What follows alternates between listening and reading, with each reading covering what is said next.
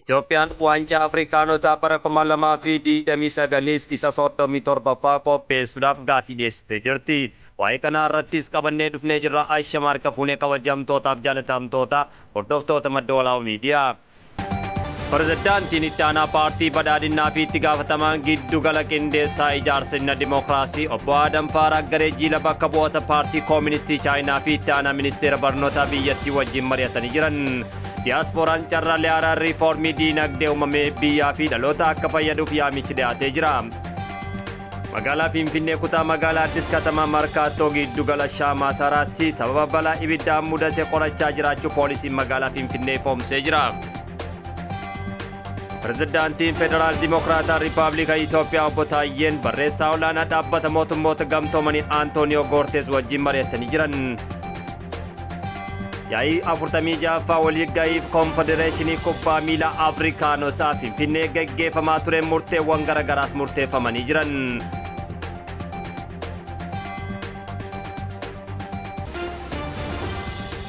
Pirezidaantii Federaalaa Riippaabilika Itoophiyaa obbo Taayyee Asxiqillaaseen gaaffii Itoophiyaa waancaa Afrikaa qopheessuuf dhiyeessite akka simattuuf raggaasisaa yaamichaa godhanii jiran. Kunniin hangafoota oduutii gara oduu babal'inaatti isin deebisa. Oduu wajjin aan falmataa rurrooti.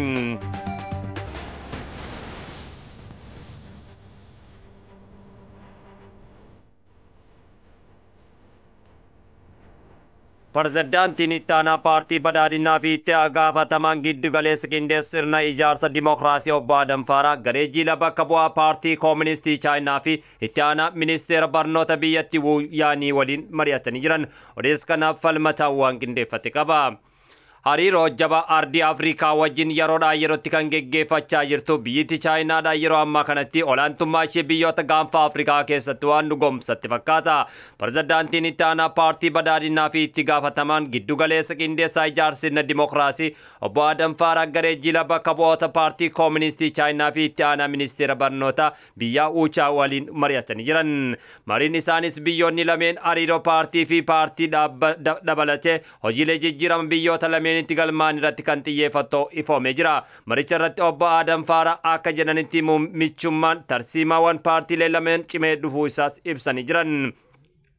Milkaa'ina riifoormii hunda galeessa taasifamaa jiran irratti paartiin kooministii Chaayinaa gumaacha taasisaa turanii jiran. Keessumaa damee barnoota leenjii teeknikaa fi ogummaa akkasumas carraa barnoota bilisa hojii ijaarsaa dandeettii irra ga'ee murteessaa barachaa jiraachuus ifanii jiran.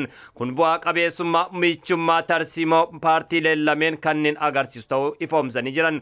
Huyyaan gama isaaniin michummaa tarsiimaa Itoophiyaa waliin qaban cimsanii kan itti fufan ta'uu isaanis ifoomsanii jiran. Biyyattii Chaayinaa biyyoota Afrikaa keessaa hariiroo guddaa kan qabduu fi Itoophiyaa waliin gara diinagdeetti sochii gaarii irratti kan argamtu hariiroo paartiilee lameenii cimee itti fufuun akka qabu ibsanii jiran. Waggootan darban milkaa'ina jijjiirama galmaa'if kutannoo hoggansi agarsiise dinqifatanii jiran. Mootummaan Chaayinaa fi paartiin isaanii Itoophiyaa dabalatee biyyoota Afrikaa waliin hariiroo guddinaa fi badhaadhina waloo irratti xiyyeeffachuu cimsanii akka itti fufanis ifoomsanii jiran. Diyaaspooraan carraalee haaraa riifoormii diinagdee uumeen biyyaa fi dhaloota akka fayyadu yaamichi dhiyaatee jira.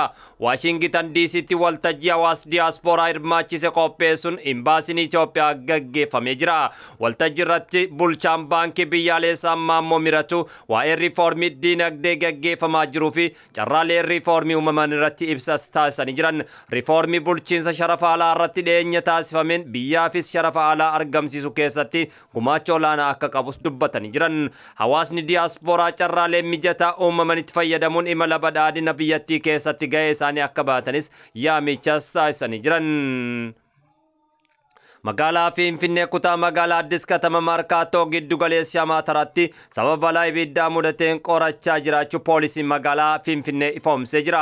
Sababa balichaa gareen qorannoo Foronisk poolisii federaalaa waliin ta'uudhaan qorannoo qindaa'aa geggeessuu eegalanii jiran. Balichi ittisuu fi sababa bilchinnaa yakkii birana akka hin uumamne akkasumas hojjettoonni ittisa balaa hojii isaanii sirnaan akka baataniif qaamoleen nageenyaa hirmaachisuun balichi akka hin babal'anne tattaaffii ol aanaa taasifama. taasifamee jira jedhu. Balichi deddeebi'achuuf yakka bahannaan namoonni shakkaman 33 to'annaa jala oolfamuun qorannoo geggeeffamee jiru ibsee jira. Balichi namoota 7 irratti miidhaa salphaa namoota 2 irra immoo miidhaa cimaa qaqqabuun poolisiin magaalaa Finfinnee ifoomsee jira. Pirezidaantiin Federaal Dimokiraataa Riippaabilika Itoophiyaa Obbo Taayyee Tasqaleesii barreessaa ol'aanaa dhaabbata mootummoota gamtoomanii Antooniyoo Guterres waliin mari'atanii jiran. Mariinni isaanii Itoophiyaa fi dhaabbata mootummoota gamtooman gidduu tumsa nagaa fi dhimmoota nageenyaa irratti jiru caalmatti cimsu haalota dandeessan irratti mari'achuuf ifoomsee jira. Haaluma kanaan tumsa damee hedduu caalmatti cimsuu fi guddisuun barbaachisaa ta'u pirezidaantiin Taayyee gama miidiyaa hawaasummaa isaaniitiin ifoomsanii jiran. Pirezidaantiin Taayyeen Antooniyoo Guterres yaa'ii waloo Afrikaa fi dhaabbata mootummoota gamtoomanii kaleessa geggeeffame milkaa'uuf gumaacha taasisaniif galateeffatanii jiran. Yaa'ii 46 waliigalaa Konfedereeshinii Kubbaa Miilaa Afrikaanotaa Finfinneetti geggeeffamaa ture murteelee attam jajjaboo garagaraas dabarsuun xumuramee jira. Yaa'icha irratti pirezidaantiin Federaal Riippaabilika Itoophiyaa Taayyeen pirezidaantii Konfedereeshinii Kubbaa Miilaa Afrikaa Dr. Patrice Motsepe koree hojii raawwachiistu kaaf pirezidaantii FIFA Gianni Infantino fi Federeeshinii biyyoota miseensa kaafii fi qooda fudhattoonni biroos argamanii jiran. Yaa'ichi raawwii hojii waggaa baajata faayinaansii fi ooditii gabaasanii dhiyaachuun mari'atanii jiran. Guddinaa fi misooma kubbaa miilaa Afrikaa cimsu bu'aa qabeessummaa kubbaa miilaa Afrikaa sadarkaa addunyaatti qabu guddisuu bu'uuraalee misooma ispoortii babal'isu haga faayinaansii misooma kubbaa miilaaf ramadamu guddisuun qabxiilee ijoo yaa'icha irratti kan ta'u tajaajila oduu Itoophiyaa gabaasee jira.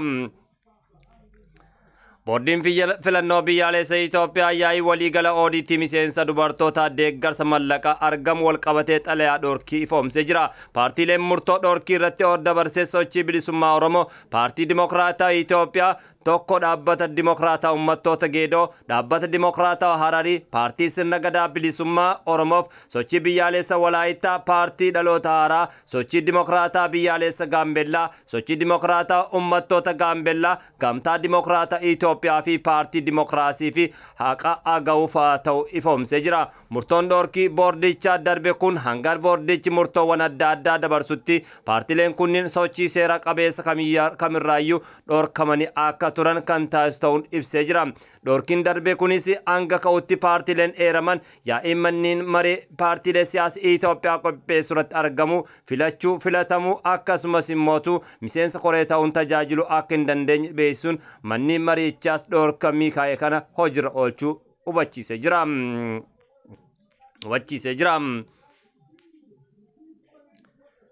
Itoophiyaan waancaa Afrikaa qopheessuuf dhiyeessi gaafatti raggaasisuun gaafatanii jiran. Pirezidaantiin Federaal Dimokiraataa Riippaabilika Itoophiyaa Obbo Taayyeen gaafii Itoophiyaan waancaa Afrikaa qopheessuuf dhiyeessite akka simattuuf raggaasisuun waamicha dhiyeessanii jiran. Ministeera Muummee Federaal Dimokiraataa Riippaabilika Itoophiyaa Dr. Abiy Ahmad kaleessa galgala pirezidaantii FIFA kaafii fi koree hojii raawwachiistota kaaf affeeruudhaan irbaata masaraa mootummaa taasisanii jiran. Itoophiyaan waancaa Afrikaanotaa 37ffaa bara faranjoota 2029 geggeeffamu qopheessuuf humna qabaachuu ibsuun isaa ni yaadatama. Yaa'ii waliigalaa kaaf Finfinneetti geggeeffamaa jiru irratti pirezidaantiin Taayyeen Afrikaanonni baga nagaan dhuftan jechuun ergaa dabarsanii jiran. Itoophiyaan kubbaa miilaa Afrikaa irratti ashaaraa guddaa qabaachuun ibsuun bara 1957 kaaf wayita hundaa'u biyyoota turan keessaa tokko ta'us ifoomsanii jiran. Seenaa Itoophiyaan kubbaa miilaa Afrikaanotaa keessa qabdu ilaalcha keessa galchuun waancaan Afrikaa bara 2029ffaan geggeeffamu qopheessuuf gaafii dhiyeessanii jiran. Itoophiyaan waancaa Afrikaa qopheessuuf istaadiyoomii ijaaraa jiraachuu eeruun kanneen birootis hojii fooyya'insa hojjechaa jiraachuu himanii jiran. Kaaf gaafii Itoophiyaa waancaa Afrikaa qopheessuuf dhiyeessite fudhachuun akka raggaasisu pirezidaantii Taayyeenis gaafatanii jiran. Oduu keenyarraa asumarratti xumurree jirra. Sagantaa birootiin walitti deebina.